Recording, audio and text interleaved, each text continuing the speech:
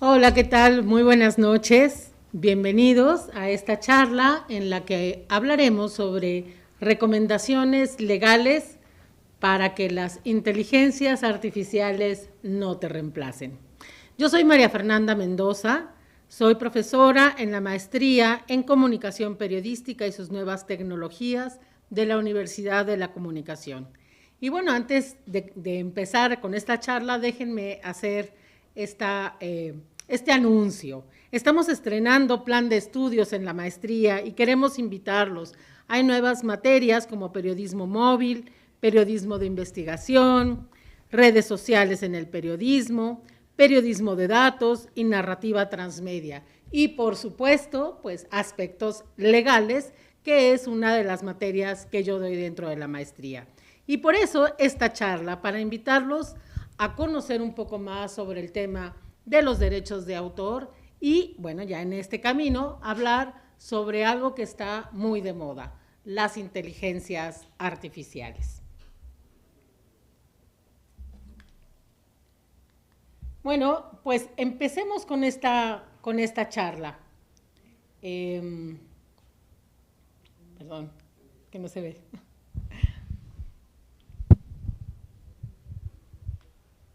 No se ve. Sí, pero se regresó.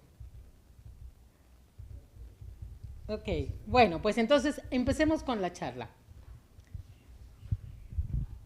Empecemos por hablar del tema de las inteligencias artificiales. Las inteligencias artificiales en realidad ya no son nuevas para nosotros, tenemos ya varios años utilizándolas.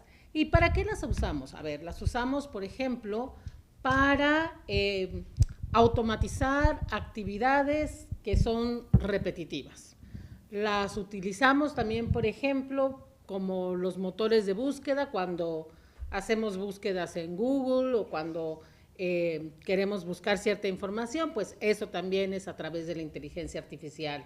Hay videojuegos que utilizan inteligencias artificiales, hay aplicaciones del teléfono, como son, por ejemplo, cuando queremos buscar un domicilio, una dirección, pues hacemos uso de la inteligencia artificial. Cuando queremos avisar, por ejemplo, que hay un bache o reportar un accidente o un embotellamiento, estamos también haciendo uso de la inteligencia artificial. ¿Qué más hacemos? Pues el reconocimiento de ciertos elementos o de ciertos lugares, como cuando, por ejemplo, nos piden para identificar que están interactuando con una persona y no con un robot. Bueno, pues esas imágenes en donde nos piden que ubiquemos aquellas en donde aparece, por ejemplo, un puente o un coche o un carro. Bueno, todo eso tiene que ver con la inteligencia artificial. Sin embargo, estas inteligencias artificiales pues, van evolucionando y al ir evolucionando van llegando a lo que hoy conocemos como la inteligencia artificial generativa. ¿Y qué son estas inteligencias artificiales generativas? Bueno, pues para hablar de manera muy coloquial o muy sencilla, son herramientas tecnológicas que lo que hacen es almacenar y procesar información a muy alta velocidad y que lo que permite es generar una respuesta en función de lo que se llama el algoritmo o el prompt, que es la indicación que nosotros le estamos dando a la inteligencia artificial, o sea, que nos busque algo o que nos genere algo en relación con lo que estamos pidiendo. Estas inteligencias artificiales generativas hoy en día están diseñadas básicamente para producir contenidos que son similares a los datos con los que han sido entrenadas o alimentadas. Por ejemplo, las inteligencias artificiales generativas el día de hoy pueden producir textos, pueden producir imágenes, pueden producir o reproducir voces, pueden reproducir videos y pueden generar incluso música. Ahora, en estricto sentido, diría yo, que no son propiamente creativas o no son originales, porque en realidad la inteligencia artificial generativa no es que cree algo o que invente algo, es organiza la información de la que dispone y la ordena de acuerdo con la instrucción que se le está dando por parte del usuario de la inteligencia artificial. Por lo tanto, desde el punto de vista, digamos, de la creación o del derecho de autor, las inteligencias artificiales lo que están haciendo en realidad es ejecutar una indicación que se le está dando y que tiene que ver con este prompt o con este algoritmo, que es el que le marca lo que tiene que buscar o lo que tiene que organizar o de qué manera el usuario le está pidiendo que presente esa información. El éxito en la utilización de la inteligencia artificial al final dependerá de que se ejecuten las instrucciones de la manera en la que el usuario lo está solicitando, y eso tendrá que ver también con la información de la que dispone la inteligencia artificial, es decir, con qué fue entrenada o con qué fue preparada o cuál es la información de la que dispone que le permite generar una respuesta que sea lo que el usuario quiere o necesita o le está pidiendo. Ahora, ¿qué pasa con el uso hoy en día de la inteligencia artificial desde el punto de vista del derecho de autor, o por qué le importa al derecho de autor hablar de cómo regular el uso de las inteligencias artificiales? Estos mecanismos o estas herramientas nos presentan varias interrogantes. Por ejemplo, en relación con los productos que se generan a partir de la inteligencia artificial, partiendo del punto de que la inteligencia artificial en realidad no crea, no podemos hablar de obras o de creaciones. Desde el punto de vista jurídico hablamos de productos o de contenidos. Por lo tanto, ¿qué pasa con estos contenidos generados a partir de la inteligencia artificial? La pregunta, la primera que nos hacemos es, si no son obras, si no se consideran obras, ¿qué son? Y si no sabemos todavía qué son, ¿en qué cajón las acomodamos? La Ley Federal del Derecho de Autor establece en un artículo cuáles son las ramas de creación que están protegidas por la ley. En ese artículo nos dicen, para empezar, las obras literarias, y cuando habla de obras literarias, habla de todos los géneros que tienen que ver con obras escritas. Habla de la poesía, del ensayo, del artículo periodístico, del guión, ¿no?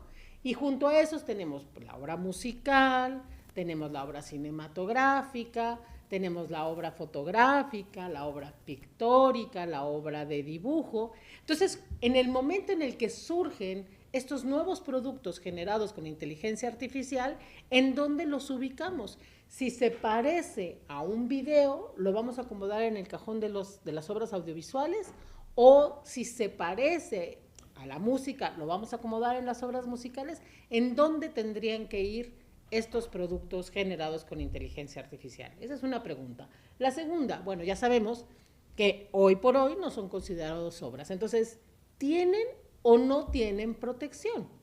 Si tienen protección, ¿qué tipo de protección se les da? ¿Se les dará la misma protección que se le da actualmente a una obra o no? Y cuando hablo de la misma, hablo en todos los sentidos, en los aspectos morales y en los aspectos patrimoniales de lo que hoy se le da a un autor creador de una obra, o se le dará el mismo plazo de protección que se le da a una obra creada por una persona.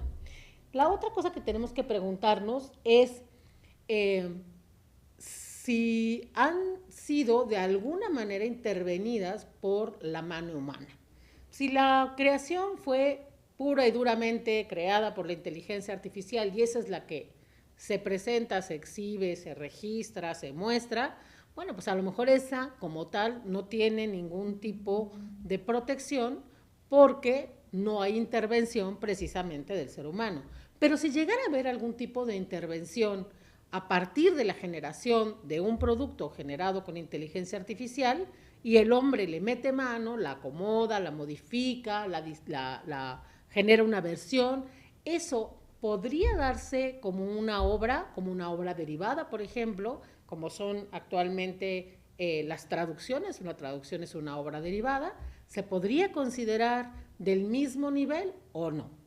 ¿Qué más nos preguntamos? Bueno, pues en el caso de los productos que se crean con inteligencia artificial, ¿quiénes son? ¿Quiénes son los autores? ¿Se considera autor a una persona generada con inteligencia artificial? Y un poco me regreso al tema de la obra. ¿Se le van a dar los mismos derechos a estos usuarios, creadores, a partir de una inteligencia artificial o no? ¿Qué más nos gustaría tener como en la mesa de la discusión? ¿Tienen la obligación o tendrían que tener la obligación de transparentar el uso de la inteligencia artificial? ¿Tendría que ser un deber de quien utiliza una inteligencia artificial? Hoy en día, por ejemplo, en el salón de clases, los alumnos tendrían que decirnos que están utilizando alguna herramienta de inteligencia artificial para generar alguna tarea, algún trabajo, algún texto, algún video que se les está encomendando. Si es así, tendrían también que decirnos qué le preguntaron a la inteligencia artificial, cuál fue la indicación que dieron, cuál es la plataforma de inteligencia artificial que se utilizó para que finalmente nos presenten ese resultado. Y luego además habría que pensar qué rol están jugando las empresas que desarrollan inteligencia artificial. Estas empresas, bueno, pues ya sabemos que tienen un fin lucrativo, que hoy no se cobre el uso de inteligencia artificial, o sea, que uno entre al ChatGPT, que sea gratuita, que sea una versión libre, que todos podamos disfrutar, que de hecho hoy en día nada más te deja hacer 2 consultas por día, ¿no? No quiere decir, ojo, que siempre van a ser gratuitas. Y dicen por ahí que cuando los productos o los servicios son gratuitos, al final el producto es uno. Entonces habría que preguntarse si realmente lo que estamos haciendo el día de hoy utilizando estas herramientas no está simplemente sirviendo para ayudar a entrenarlas. Hoy las inteligencias artificiales están, digamos, en el kinder, están en ese nivel. Todavía las podemos usar y sus respuestas en algunas de las plataformas son muy básicas o muy elementales, pero se están perfeccionando y nosotros estamos ayudando a perfeccionar esas herramientas. Y déjenme decirles que sin ninguna remuneración, todos estamos contribuyendo a perfeccionar estas inteligencias artificiales de manera gratuita. Nos van a venir a cobrar después, que conste. Ahora, ¿cuál es el tema en relación con el derecho de autor? Bueno, pues regresemos un poquito para plantear qué es el derecho de autor. El derecho de autor, de acuerdo con lo que establece la legislación mexicana, es el conjunto de prerrogativas que reconoce el Estado en favor de los creadores de las obras literarias y artísticas. Estos derechos o estas prerrogativas tienen 2 modalidades. Son de naturaleza personal, y se conocen como derechos morales, y son de naturaleza económica y se conocen como los derechos económicos o los derechos patrimoniales. Ambos, morales y patrimoniales, le corresponden a los creadores, a las y los autores de las obras, de estas obras que yo comenté hace rato, fotográficas, bueno, con todos los géneros que se pueden imaginar, pictóricas, de dibujo, de caricatura, ¿no? Pues hoy en día de danza, todas aquellas que de alguna manera son una manifestación del espíritu, de la creación de la persona, tienen protección en el derecho de autor. ¿Y a quién protege el derecho de autor? En principio, el derecho de autor protege a las personas, a los y las autores, que son personas físicas, en términos de lo que dice la ley mexicana, que generan o que crean una obra. Y fíjense, la ley es bien puntual, la ley habla de personas físicas. Eso quiere decir que hoy por hoy en la legislación mexicana no se aceptan como autores a las corporaciones. Hablamos de empresas, hablamos de universidades, de asociaciones y del propio Estado. Entonces, cuando una de estas entidades o una de estas instituciones contrata a un autor o a un grupo de autores para generar una obra, al final no puede tomar el título de autor. El autor siempre será la persona física. Eso no quiere decir que estas organizaciones no puedan tener derechos de autor. Estas personas morales, adquieren los derechos de autor de forma lícita a partir de convenios o de contratos, o cuando los autores fallecen, les dejan los derechos a estas corporaciones. Entonces, en principio el derecho de autor protege personas físicas. ¿Qué más protege el derecho de autor? El derecho de autor protege a las obras. Esa creación, producto de la inteligencia humana, de la creatividad humana, del esfuerzo humano, que se traduce en una obra. ¿Qué es lo que protege? Pues protege la forma, protege la originalidad. ¿Y eso qué tiene que ver con la inteligencia artificial? Pues tiene muchísimo que ver, porque justamente lo que le da la categoría de obra a la obra es la originalidad, que nada tiene que ver con el concepto de novedad. Novedad es, en la propiedad industrial, aquello que se ve y se oye por primera vez. En el caso del derecho de autor, el derecho de autor lo que exige es que las obras sean originales. Y alguien me va a decir, bueno, pero es que este es un concepto un poco complicado. No, en realidad no lo es. ¿Quién determina que una obra es original? El autor. Porque los temas pueden ser los mismos. Si el día de hoy, aquí en este salón, platicamos sobre, o les pregunto sobre canciones que hablen de mentir, por ejemplo, Juan, ¿tú recordarás alguna canción que hable de mentir? Sí, bueno, hay una de Lupita D'Alessio que se llama Mentiras. Mentiras, por ejemplo, ¿no? Y si yo le pregunto a la maestra Lupita que anda por acá, otra que se acuerda de mentir.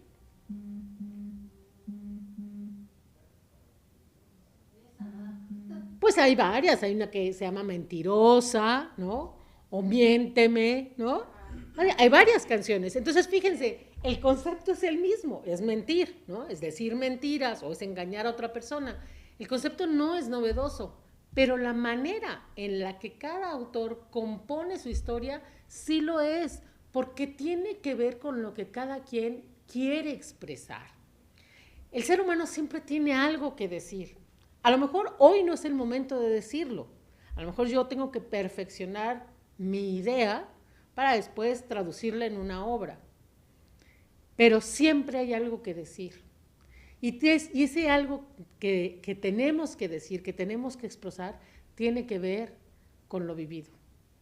No es lo mismo una canción de mentiras de una persona que tiene 17 años que una canción sobre mentiras de alguien que tenga 50.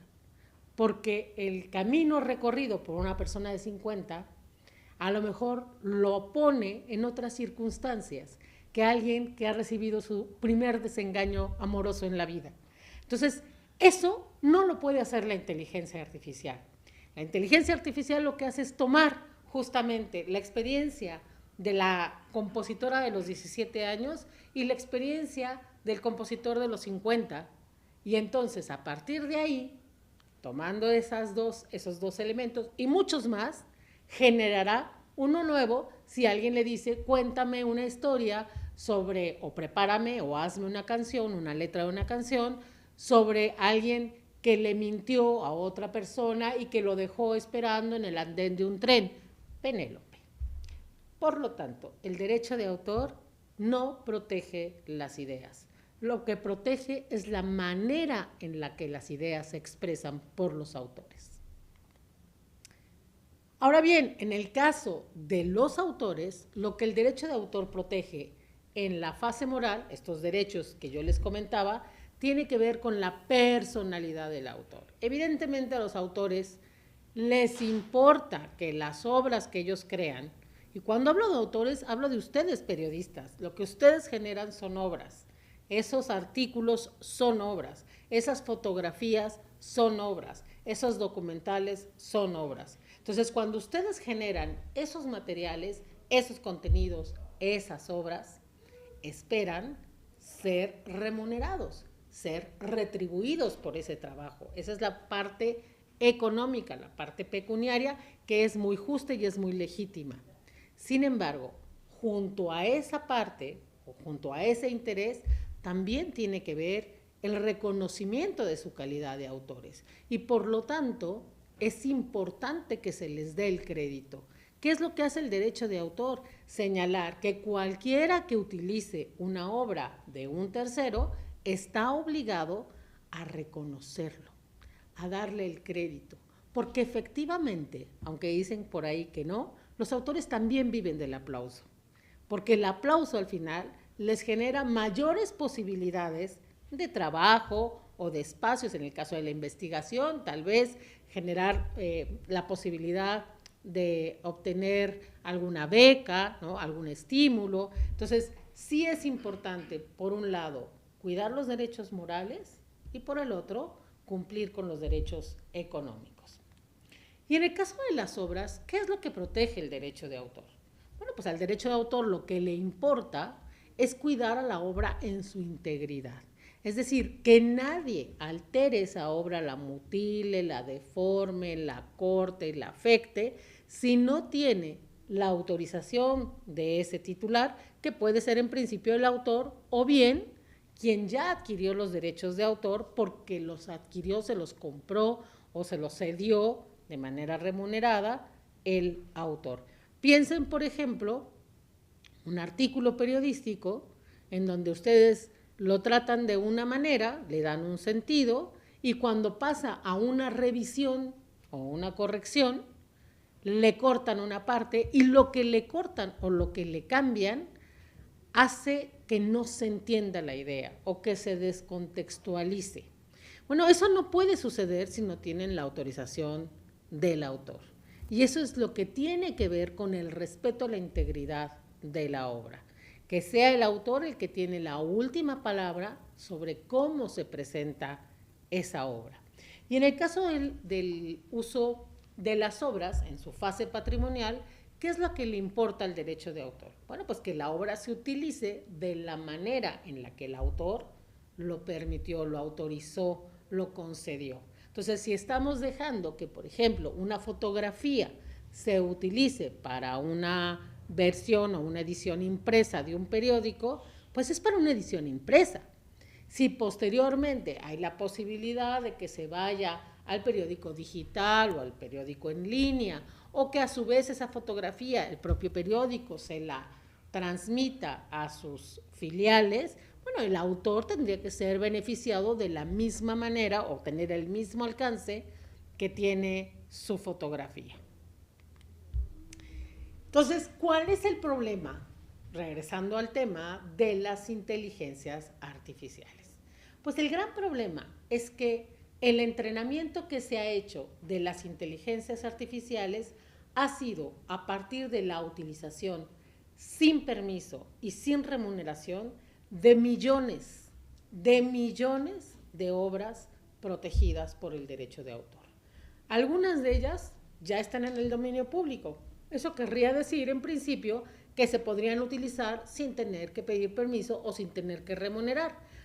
Pero resulta que los derechos morales nunca jamás se pierden, son eternos, son perpetuos. ¿Y eso qué significa? Bueno, pues que cada vez que se utilice una obra por la inteligencia artificial, tendrían que estar obligados a citar la fuente, a reconocer al autor, a dar el crédito, que es lo que no sucede en realidad.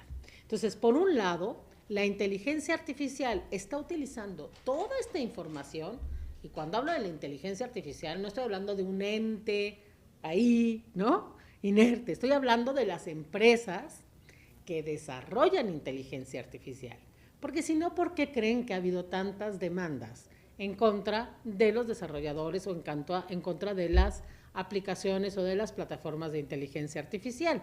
Recuerden simplemente el año pasado la huelga que se generó en Estados Unidos por parte de guionistas y de actores que se sumaron también, porque a partir de la inteligencia artificial se estaban tomando sus voces o sus imágenes para generar nuevos productos ya sin tener que recurrir a ellos, haciendo guiones a partir de inteligencia artificial o haciendo voces o haciendo, pues digamos, presentadores virtuales para la televisión. Entonces, ¿cuál es el gran problema? Pues es ese, que hay una explotación ilícita de las obras, porque se está haciendo sin permiso. Y eso también nos lleva a otro grave problema que sí afecta al entorno académico y tiene que ver con el plagio. Como no sabemos qué es lo que está generando o qué es lo que está utilizando la inteligencia artificial para darle una respuesta a nuestros alumnos sobre algún tema, ese texto que se genera a partir de inteligencia artificial podría estar basado, sentado, podría haber tomado partes de textos de otros autores, y ahí es donde se da un plagio, ¿no?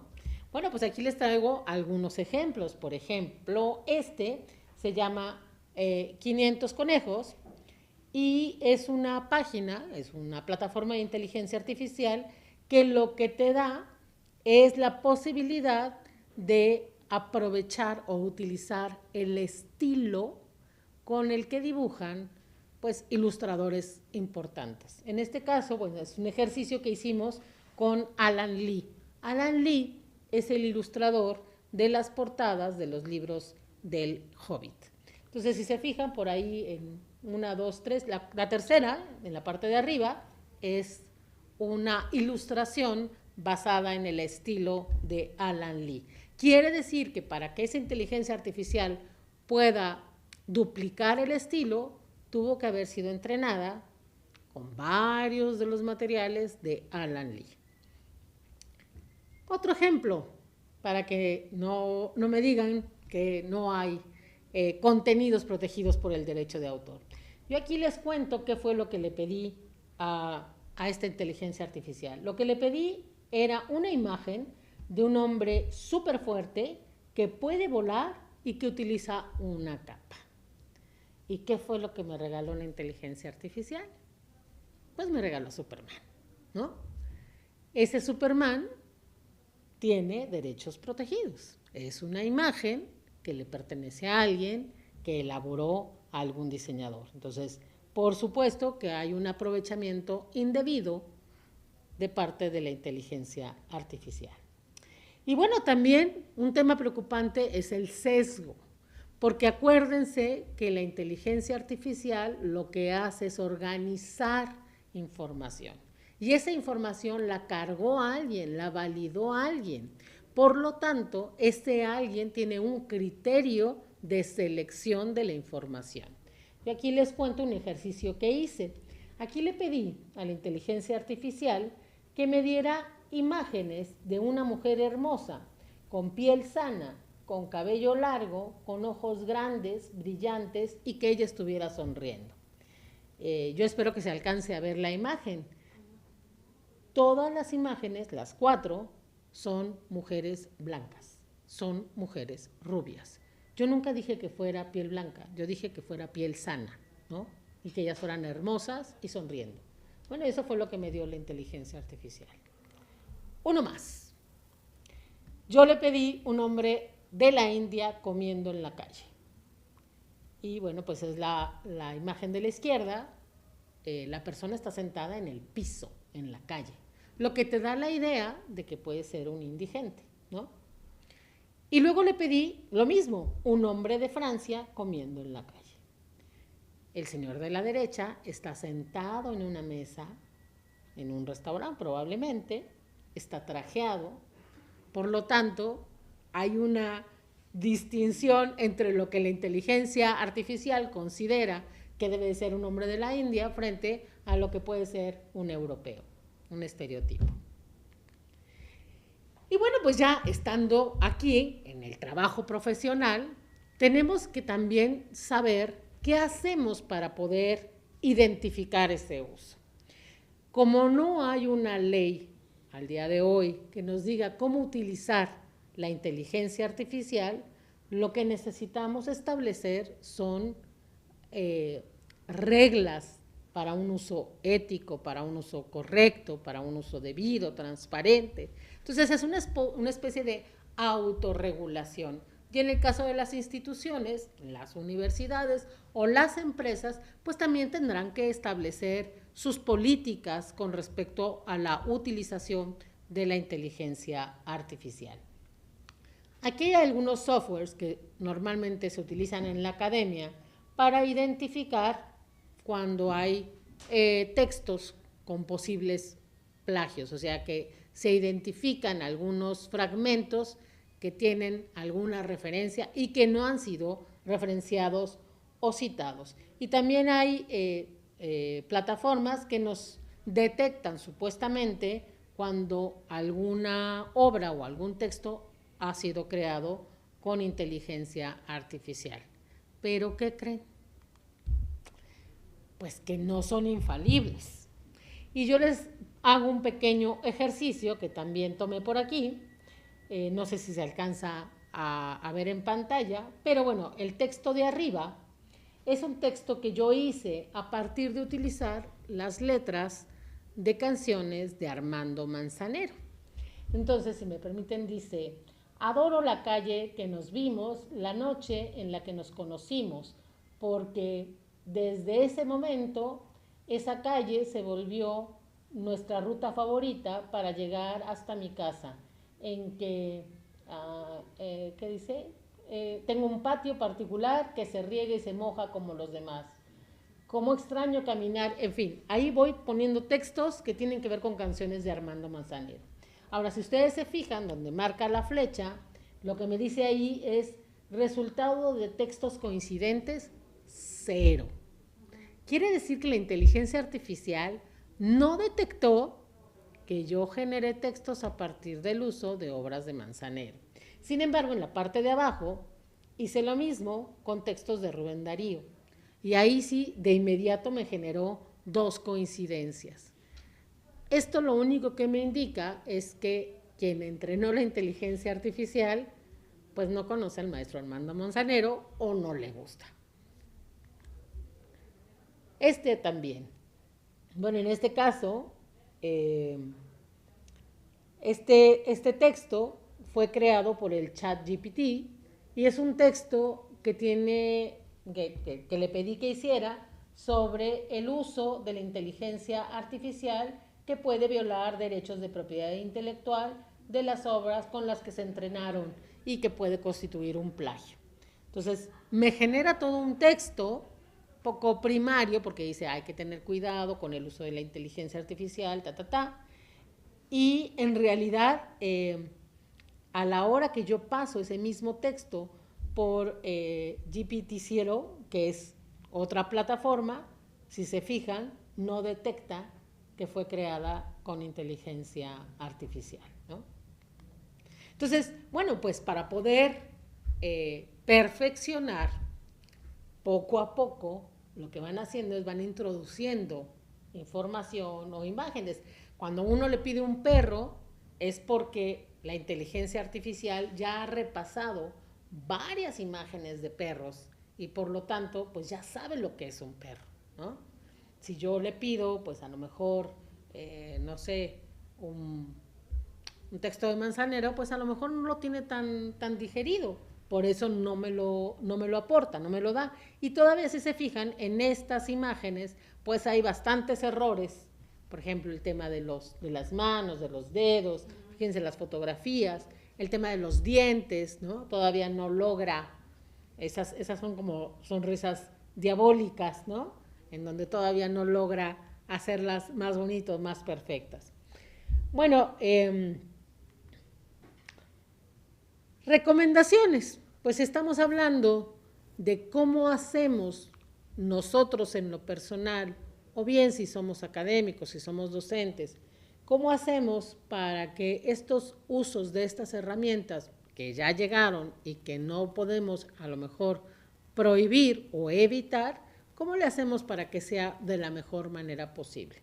Bueno, en el caso de las instituciones, es importante que se generen reglas o políticas respecto de la importancia de respetar el derecho de autor.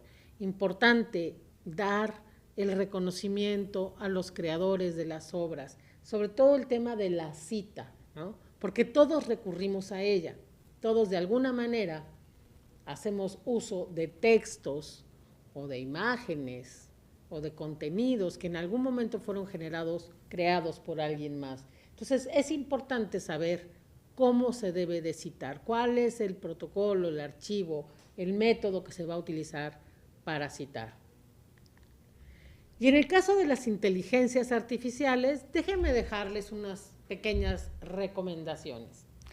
La primera sería que tomemos siempre en cuenta que la inteligencia artificial es una herramienta más, una herramienta generada para facilitarnos la vida, para hacernos las cosas más sencillas, menos repetitivas. Ojo, estas inteligencias artificiales deben ser usadas en la medida en la que realmente nos queremos descargar cierto trabajo, porque alguna vez alguien comentaba también en un foro, que eso les iba a facilitar la vida a los ilustradores, por ejemplo, ¿no? Iban a dejar de pasar horas y horas pintando. Bueno, si ustedes se acuerdan, cuando estábamos en la secundaria o cuando ustedes estaban en la secundaria, nunca faltó al chico al que sacaron del salón o a la chica que sacaron del salón porque se la pasaba dibujando. Entonces, el ilustrador lo que le gusta es dibujar. A él no le importa pasarse horas y horas dibujando porque eso es lo que le gusta hacer. Entonces, bueno, pues facilitarle a quién, ¿no? Lo mismo pasa con el tema de los traductores. Hoy en día las inteligencias artificiales están haciendo el trabajo de los traductores. Y hay que tener mucho cuidado con eso porque, como ya les dije, la inteligencia artificial hoy está en pañales, seguimos en el kinder.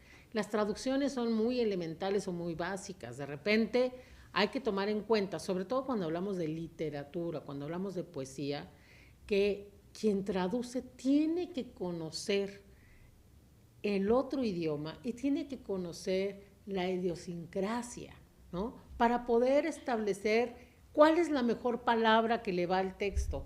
Porque no es lo mismo hablar de una habitación que hablar de un cuarto, ¿no? No es lo mismo.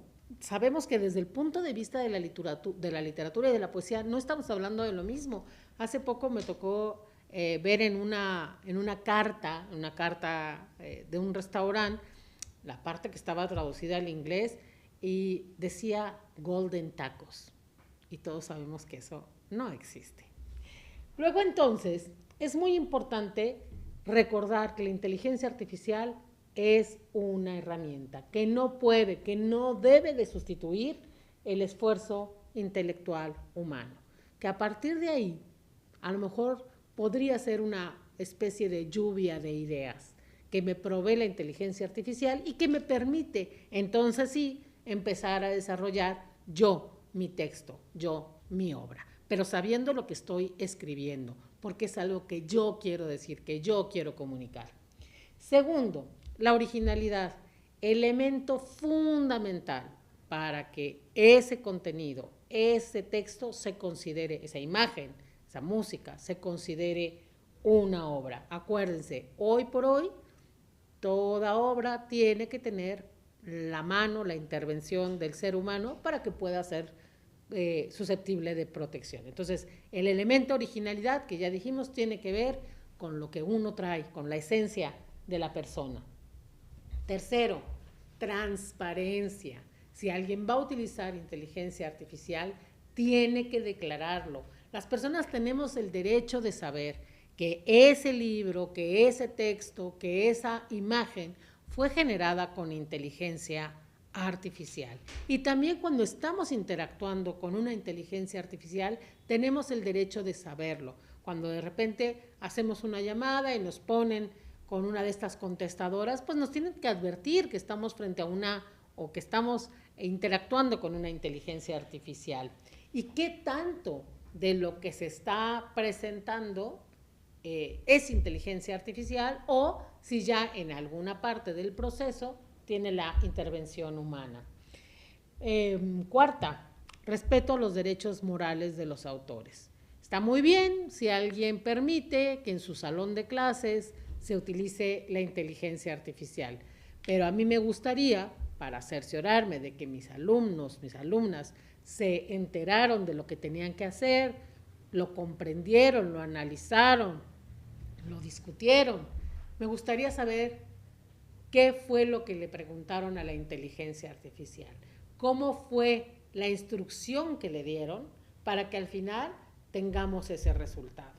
Y si ese resultado lo leyeron, y si ese resultado lo intervinieron, lo enriquecieron, lo tomaron de nuevo como la base, como el esqueleto, para a partir de ahí generar una propuesta personal, ¿no?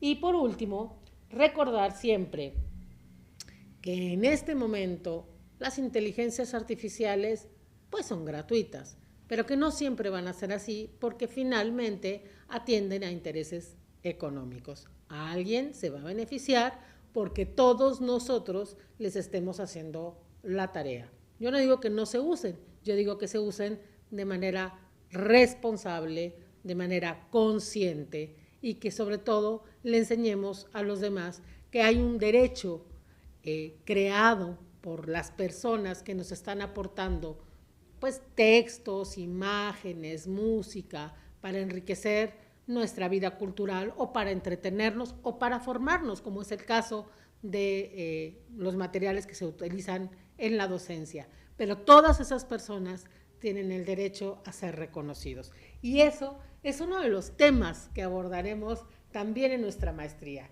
En esta maestría, en alguna de las clases, hablaremos más profundamente del tema de la inteligencia artificial y seguiremos abordando lo que dice la legislación mexicana, sobre todo las iniciativas de ley que ya se están presentando para regular la inteligencia artificial y las que ya entrarán en vigor en el próximo año en la Unión Europea, así como las leyes que se están pues presentando en otros países para regular estos usos. Por este lado ha sido todo y es un gusto recibir sus preguntas si es que las hubiera.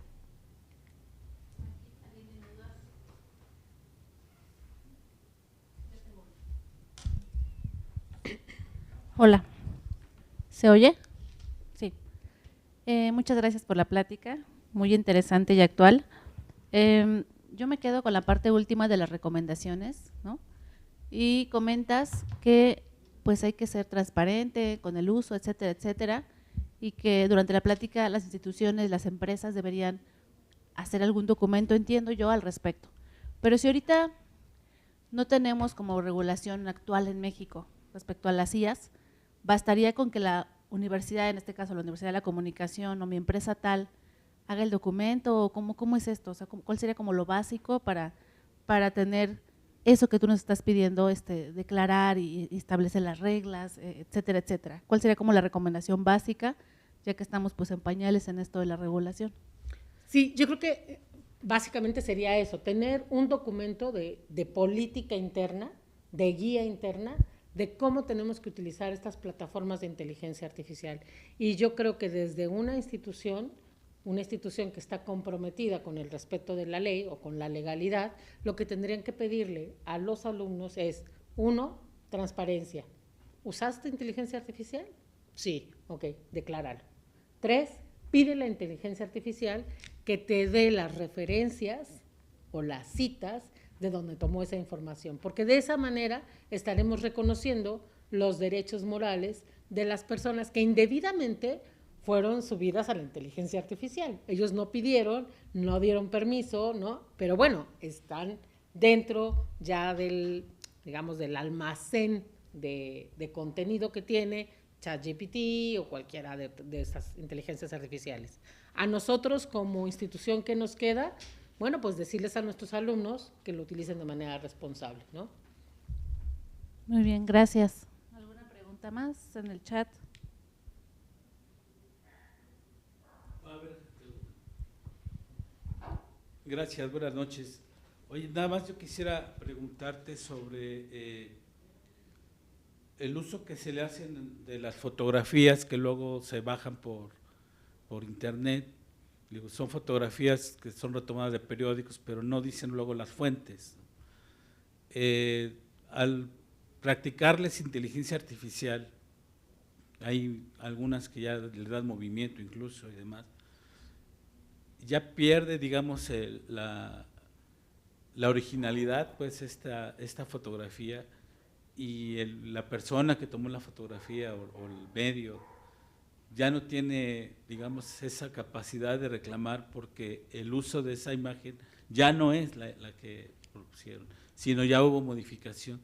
Y claro, como dices, igual se usó la inteligencia artificial, sin embargo, pues queda pues en el limbo la persona que tomó esa fotografía. ¿Cómo se vendría a esas situaciones más adelante pues en los códigos, pues, de cuidado de imagen, pues? Claro. Gracias. Bueno, aquí el tema es que ese uso que se le da, ese uso posterior, vamos a pensar que ni siquiera la pasamos por inteligencia artificial, sino simplemente la bajamos y la modificamos, ¿no? Con alguno de los programas que existen. Esa modificación afecta los derechos morales, por lo tanto, es un acto ilegal, es un acto indebido. ¿Por qué? Pues porque para que tú puedas alterar una fotografía, que es una obra protegida por el derecho de autor, tienes que tener autorización de su autor o de su titular. En muchas ocasiones, los autores trabajan para periódicos y por lo tanto las fotografías no le pertenecen en la fase patrimonial al autor, le pertenecen al periódico, puede ser. Bueno, pero de todas maneras tiene que tener el visto bueno del titular del derecho para permitir que se hagan esos otros usos. Por lo tanto, obviamente la gente dice, bueno, es que lo hice sin fines de lucro, lo hice porque es un meme, ¿no? Lo hice porque era una broma. Ok, vamos a pensar que en efecto podría no haber en principio un lucro directo, pero ¿qué pasa si esa página se monetiza, ¿no? O sea, si empezamos a recibir dinero porque podemos transmitir por ahí publicidad, entonces estamos recibiendo un lucro indirecto a partir de utilizar obras de terceros. ¿Qué es lo correcto? Lo correcto siempre es pedir permiso. Lo correcto es siempre avisarle al autor cuando podemos saber quién es el autor. Démosle crédito, porque además los autores son bien generosos. Normalmente cuando uno consulta con el autor, le dice, oye, yo quiero utilizar tu imagen, tu fotografía, tu pintura, tu caricatura, para hacer un cartel, para tal cosa, o para utilizarlo de portada, normalmente los autores dicen sí. Y te preguntan, bueno, ¿cómo la vas a usar? Ah, bueno, pues es un cartel para promover un bazar para recaudar fondos. No pasa nada, utilízala, dame crédito. Y entonces uno da crédito y da gracias. Y en otras ocasiones lo que tiene que hacer es decirle, oye, sí la voy a usar con fines comerciales porque voy a hacer la portada de un disco o voy a utilizarla para una portada de un libro, bueno, pues si yo estoy lucrando con ella y voy a recibir un beneficio, lo justo sería que ese autor también se beneficiara, ¿no? Entonces, yo creo que en este caso lo correcto es siempre pedir autorización y pedir permiso. Y el mayor argumento siempre es que no sé dónde ubicarlo, no sé dónde encontrar al autor. Bueno, la mayoría de los autores que hoy circulan por las redes también tienen sus propios perfiles, tienen su propio Instagram y ahí los podemos contactar. Entonces, hoy encontré una imagen tuya, me gusta mucho, ¿la puedo usar? Dime cómo, ¿no? Entonces, sí se puede, ¿no? O usar la fuente, bueno, citarlo. ¿Y lo de crestomatía? La crestomatía, esa es una buena pregunta. La crestomatía es una excepción a los derechos patrimoniales de autor que está contemplada en la ley, en el 148, en donde nos dice que hay ciertos usos que por causas de equidad o de justicia social se pueden hacer sin tener que remunerar y sin tener que pedir permiso. ¿Cuándo? Cuando es para fines de crítica y de investigación científica o artística. Esa es la crestomatía. ¿Hay tiempo para los videos? No establece la ley un tiempo, pero dice una parte de una obra o un fragmento de una obra, pero el tema no es lo que tomas, sino es para qué lo tomas, ¿no? Bueno, para hacer una crítica, ¿no? Por ejemplo, cuando se toma un pedazo de una película y se transmite, ¿no?, en un programa de televisión en donde vamos a criticar, fíjense en esta escena cómo la luz pasó, ¿no? Entonces, para eso es válido. Hay varias excepciones que establece la ley y están dentro del 148, pero son casos muy puntuales. ¿Y fotografías y videos viejos? Depende de si ya están en el dominio público o no. Hay obras que están en el dominio público porque ya expiró el plazo de protección de los derechos patrimoniales. En nuestro país, en México, los derechos patrimoniales son la vida del autor y 100 años después de su muerte. Entonces, una vez que se cumple ese plazo, las obras entran en dominio público. Antes de ese periodo hay que pedir permiso.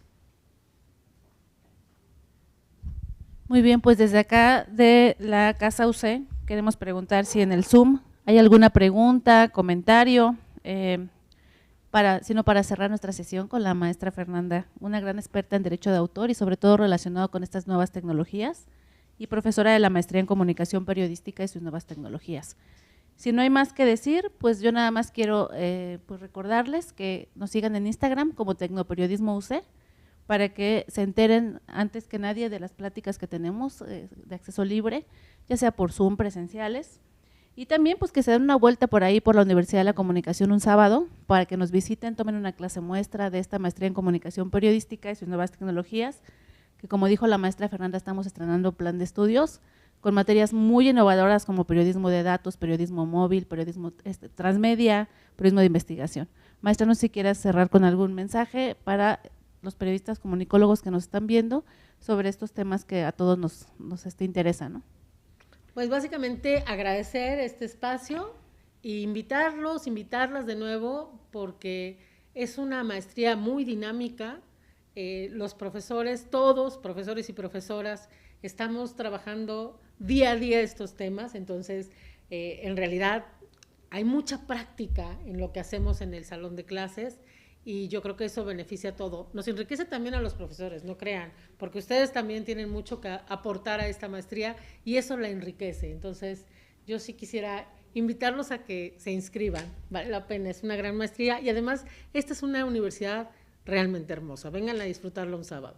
Muy bien, pues muchas gracias a quienes se conectaron, a quienes están acá desde la Casa UC. Que tengan bonita noche y nos vemos en una próxima plática. Hasta luego.